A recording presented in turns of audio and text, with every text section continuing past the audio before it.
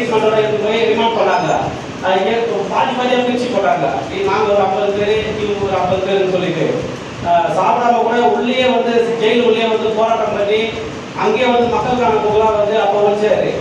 இதை வந்து இந்த இடத்துல நான் கண்டிப்பாக சொல்லி ஆகணும். அது போல இப்போ அந்த போராட்டம் மூலம் தான் இன்னைக்கு வந்து அந்த சிஎம்டி இடம்லாம் வந்து எடுக்காம இன்னைக்கு நம்ம வீடு கட்டின்னு அந்த இடத்துல நிற்கிறோம்னா அதுக்கு முழு காரணமே அண்ணன் தான். அதே போல எத்தனை வந்து சாதிய நெருக்கடி தெரியுமா நம்மளுக்கு இங்கே பட்டாமத்தில். அப்போ இப்போதான் வந்து நம்ம வந்து தமிழ்ந்து நடத்துகிறோம். அப்போ வந்து நம்ம மாதத்தில் வந்து வெளியே வந்தாலே நின்னக்கரன் ஒரு கிராமம் இருக்காங்க, அங்கே வந்து வண்டியருங்க அதிகம். அந்த இடத்துல வந்து நம்ம பசங்க வெளியே வந்தாலே வந்து வந்து சண்டை போடுவாங்க. அந்த இடத்துல வந்து நின்று நம்ம பசங்க எல்லாருமே ஒருங்கிணைச்சு அந்த இடத்துல வந்து ஒரு போராட்டம் மாதிரி பண்ணி அவங்க வந்து நம்ம வழிக்கு வராத அளவுக்கு போலீஸ் ஸ்டேஷனில் போயிட்டு போலீஸ் கூட எவ்வளோ நெருக்கடி தெரியுங்களா? அதெல்லாம் நான் ஒரு ஆளாக நின்று பார்த்துருக்கேன். என்ன ஒரு ஆள் தான் எடுத்து போய்க்கிறாரு போலீஸ் ஸ்டேஷனுக்கு.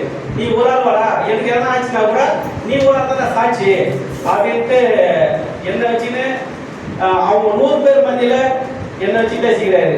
அதே மாதிரி